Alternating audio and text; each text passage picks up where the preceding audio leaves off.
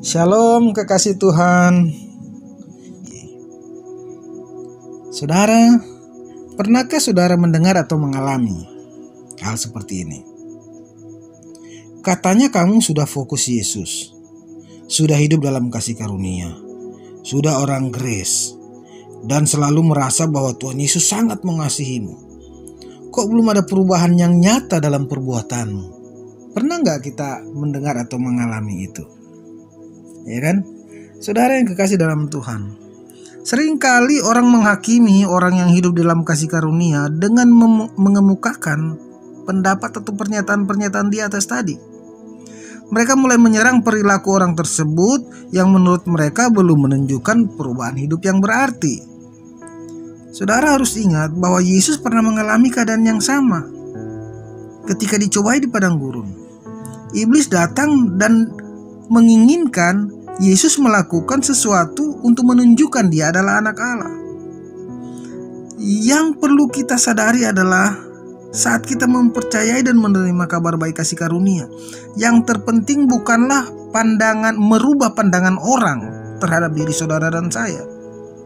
Jika itu fokus kita, maka kita akan semakin berfokus kepada diri kita. Bagaimana cara kita mengubah diri kita?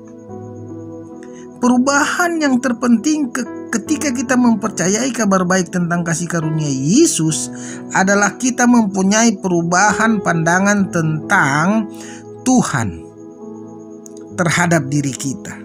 Dengan demikian kita malah akan berfokus kepada Tuhan dan bukan kepada diri kita sendiri. Kita akan memulai mempercayai betapa Tuhan sangat mengasihi diri kita dengan apa adanya, dengan mengaruniakan Yesus Kristus kepada kita. Kita akan melihat Tuhan tidak lagi mengingat-ingat dosa dan pelanggaran kita, sebab setiap penghukuman telah ditimpakan kepada Yesus. Saudara yang kekasih dalam Tuhan, maka kita akan mulai mempercayai bahwa Yesus telah menebus kita dan memberikan kekudusannya, kebenarannya, dan kasih karunia-Nya kepada kita sebagai anugerah. Dan kita akan mulai hidup bergantung kepada penebusan Yesus dan bukan lagi mengandalkan usaha dan kemampuan kita sendiri.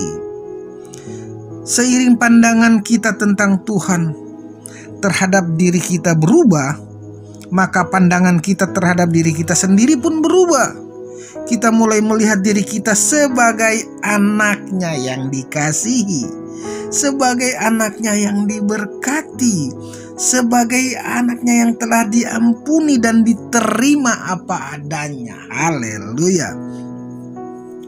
Oleh sebab itu, kehidupan yang dulunya penuh dengan kekhawatiran, intimidasi, ketakutan, mulai berubah menjadi kehidupan yang penuh damai sejahtera, sukacita, ketenangan, dan kepercayaan penuh kepada Tuhan. Haleluya. Seiring pandangan kita terhadap diri kita sendiri berubah, maka pandangan kita terhadap orang lain pun menjadi berubah. Kita tidak lagi menilai orang berdasarkan perbuatannya. Kita mulai bisa mengampuni orang lain sama seperti Yesus telah mengampuni kita. Dan kita mulai dapat melihat orang lain sama seperti Yesus melihat kita. Haleluya.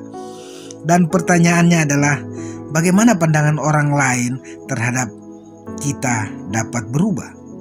Yang harus kita sadari adalah masalah buah itu adalah pekerjaan Allah di dalam diri kita.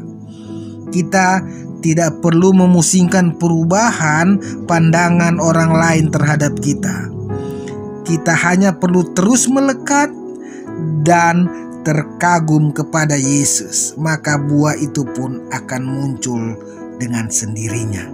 Sebab Yesuslah yang mengusahakan buah itu untuk kita. Haleluya. Saudara yang kekasih di dalam Tuhan, percayalah, pandangan orang lain terhadap kita akan berubah seiring mereka mulai mempercayai dan menerima kabar baik tentang kasih karunia Yesus Kristus. Jadi jangan terintimidasi jika menurut orang lain perbuatan saudara belum berubah. Sebab buah perbuatan pasti akan terjadi seiring kita terus hidup dalam kasih karunia. Teruslah mempercayai dan menyadari kasih Yesus yang tanpa syarat untuk kita. Itulah yang terpenting. Jangan tertuduh oleh pandangan buruk orang lain terhadap Anda mengenai perbuatan Anda. Sebab buah-buah perbuatan pasti akan dihasilkan seiring berjalannya waktu. Tetapi itu semua akan dikerjakan oleh kasih karunia. Haleluya. Saudara yang kekasih di dalam Tuhan, buah perbuatan yang dihasilkan karena kasih karunia akan membuat Anda bukan lagi bermegah atas perbuatan Anda, melainkan bermegah atas kasih Yesus yang sempurna atas Anda. Saya ulangi sekali lagi. Buah perbuatan yang dihasilkan karena kasih karunia akan membuat Anda bukan lagi bermegah atas perbuatan Anda, melainkan bermegah atas kasih karunia Yesus yang sempurna atas hidup Anda. Roma 11 ayat 6 berkata demikian. Tetapi jika hal itu terjadi karena kasih karunia, maka bukan lagi karena perbuatan. Sebab jika tidak demikian, maka kasih karunia itu bukan lagi kasih karunia. Haleluya. Amin. Mari kita berdoa. Bapa di surga, terima kasih buat kasih karunia-Mu yang berlimpah-limpah. Kami percaya bahwa kasih karunia-Mu di dalam kami bekerja secara maksimal. Ini hanya bicara soal waktu. Tepat pada waktunya kami akan berbuah lebat, dan buah yang kami hasilkan adalah buah yang manis. Kami mengucap syukur hari ini. Kami adalah carang-Mu dan kami percaya selama carang itu menempel pada pokok, maka carang itu akan menghasilkan buah pada waktunya, pada musimnya. Terpujilah nama Tuhan Yesus Kristus. Dalam nama Yesus, haleluya. Amin.